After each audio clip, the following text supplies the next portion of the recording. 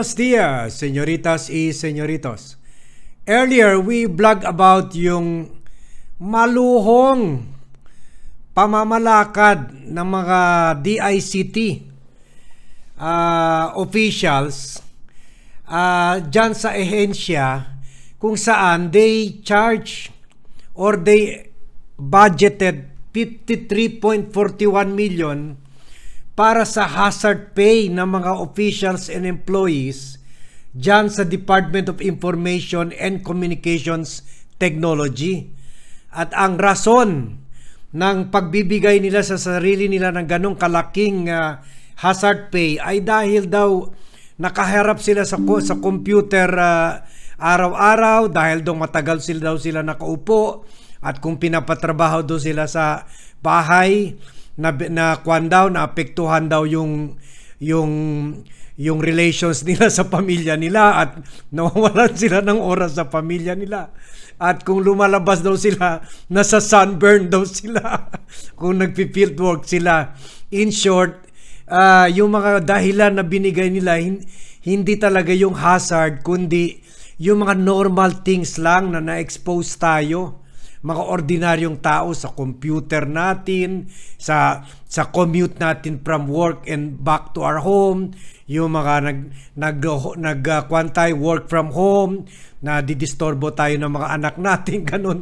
Pero sila, embes tinanggap nila yun as a normal part of life, chinarge nila tayo ng 53.41 million. Buti na lang, hindi ito sinita sila ng COA ukol dito. So, dyan nyo makikita na gaano kaluho at gaano kawalang malasakit yung mga bata ni Bongbong Marcos. Kasi ang head nito, bata ni Marcos, itong DICT na si Ivan John Enrile Uy. So, we reported this kasi we are now in a very precarious situation. Maraming tao nawawalan ng trabaho, maraming tao naghihirap, ang taas-taas ng presyo ng bilihin, hindi pa bumababa sa 20 yung per kilo price ng bigas. And yet, these government officials can be so callous and insensitive sa atin na ginagawa nila palabigasan yung gobyerno. Walang malasakit sa naghihirap na mga taong bayan na most of us are taxpayers na nagbabayad sa mga sweldo at hazard pay at benefits nila. So, after that, meron na naman na monitor yung mga team ko na ng VAT team na isa na naman, hindi ko alam kung hindi naman maluho ito. Parang kwan lang, parang ito naman this time itong official na ito ay both a Duterte and Marcos boy na either nagpapa-clown siya, either he's trying to sound funny, or iniinsulto lang talaga yung intelihensya natin. And I'm referring to no less than Ombudsman ka pa naman. Si Ombudsman Martires ng Office of the Ombudsman. At napunta ito sa news, itong si Ombudsman Martires ay dahil sinabi niya na si Samuel Martires, sinabi niya dahil tinapyasan daw ng pati siya humingi na rin ng confidential funds of 51 million. Tingnan nyo, ginagawa na talagang palabigasan yung pera natin. At nung hindi siya grinant ng gobyerno ng 51 request ng 51 million in confidential fund, binaba niya ito sa 1 million na inapprove naman ng Senado. Kaya lang, sabi niya, dahil daw 1 million lang daw ang confidential funds niya,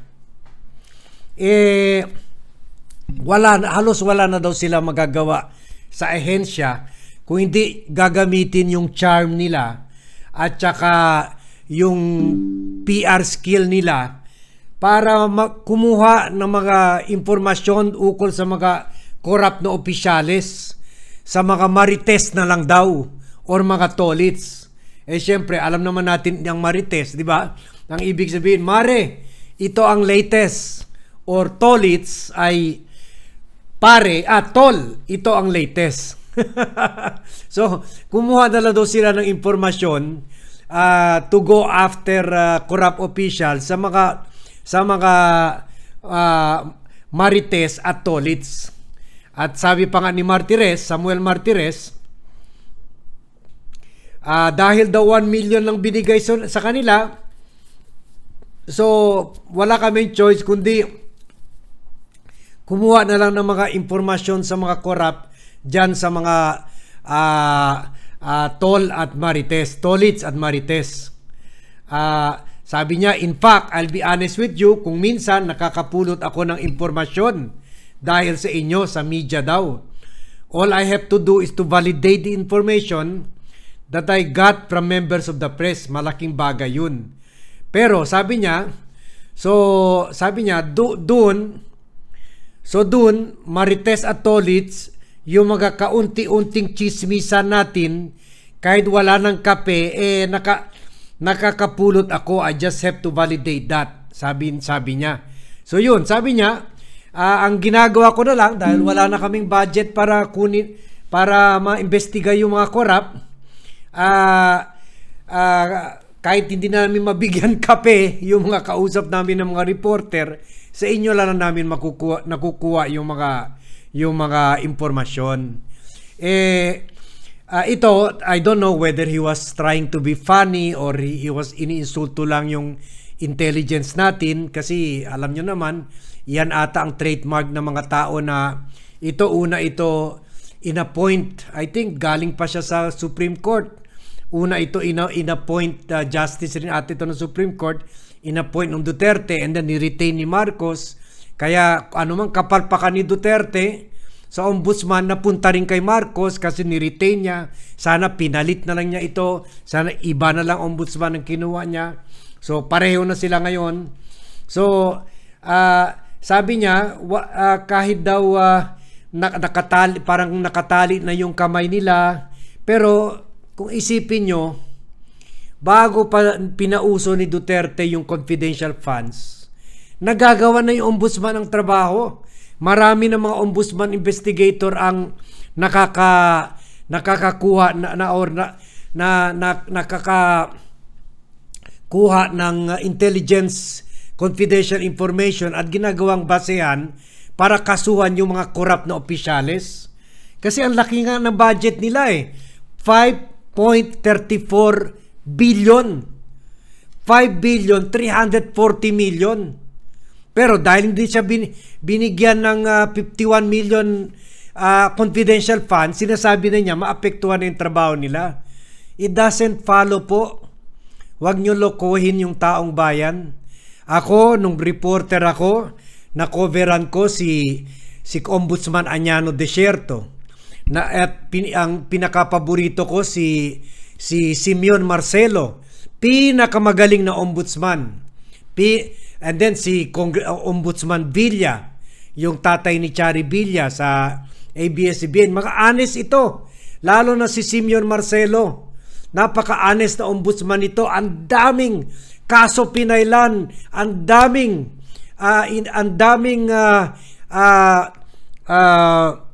ginawang na mga lifestyle check. Yun panahon, kung maalala nyo, under the Aquino administration, at syempre pati yung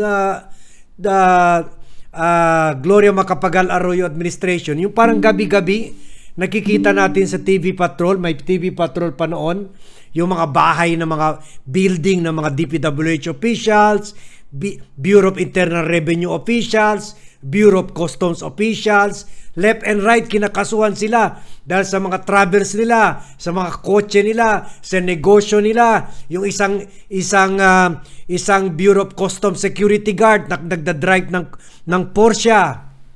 Yun, wala na yun.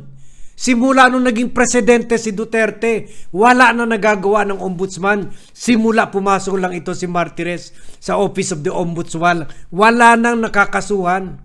And yet, ano lang ginawa ng kaibigan ko, si dating ombudsman Simeon Marcelo? Tinitingnan lang nila yung mga news report. Gumagawa sila, kiniklip nila. For example, susulat ako ng expose. Kasi investigative reporter ako, susulat ako ng irregularidad ng isang mayor. Ikiklip nila yun. Pagkatapos, gagawa sila ng sarili na investigasyon. Kung meron sila basehan, kasuhan nila yung mayor na yun. Based on newspaper report. Pero wag mo kunin yung newspaper report. Investigahan mo rin. Gumawa ng fieldwork yung mga opisyalis mo. Ito wala eh. Alam nyo, kinasuhan lang nila yung Parmali, yung mga link sa Parmali scam dahil lang may nagawa sila Gordon ng senatorial investigation and then pinile yung kaso nila Gordon sa Office of the Ombudsman. Pero dapat yun, naunahan sana nila ng may mga investigador sila una nasagap sana yung impormasyon ukol sa Parmali. Pero wala eh. Doon rin sa 15 billion PhilHealth scam. 15 billion na wala. Ewan ko kung nakasuhan ba yun or na-dismiss na. Ang magaling lang ginawa nila, i-dismiss yung mga kaso. Tulad yung kay sa mga Tulfo, sila Ben, sila Erwin at si Wanda Teo, yung kapatid nila sa Department of Tourism na dinismiss yung 60 million na wala na lang na parang bula. So dyan lang magaling ang ombudsman. Tapos ngayon, sarcastic pa siya. Mag-rely na lang doon sa Marites dahil wala silang confidential funds. No! Sinaswelduhan nyo yung mga prosecutors mo, yung mga investigator mo, coming from your 5.34 billion budget. Anong ginagawa mo dyan? Nag-computer games lang yung mga prosecutors mo, yung mga investigador mo. Isa pa ito na hindi nakakatulong sa taong bayan. Meron ba kayo narinig mga kaso pinailan ng ombudsman? Yun nga pinailan nila sa kwan. Marami pa nag-criticize doon sa Parmali. Bakit hindi plunder? Billions yun. 8 to 80 billion. Yung 2.4 computer scam.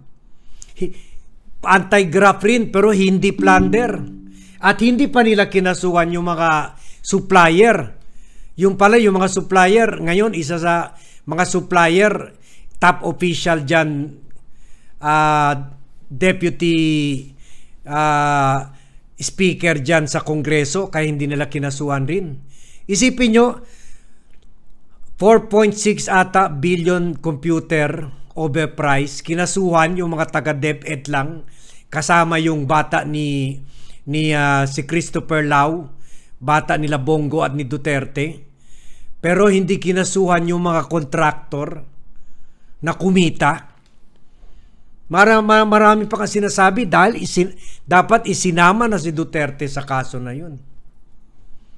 So yun, that's what you get from the Marcos government. Kaya asa pa tayo, wala na tayong pag-asa dito sa Marcos government. So please share this vlog. Ang pag-asa na lang natin is to get a new set of senators in 2025, honest and senators who love their country, and also a better president in 2028. So yun na lang ang pag-asa natin. And please share this vlog and tell your friends to subscribe to the Vlogcaster channel and to join me in my good governance and electoral reform advocacy. Mucho y mas gracias and see you in my next vlog.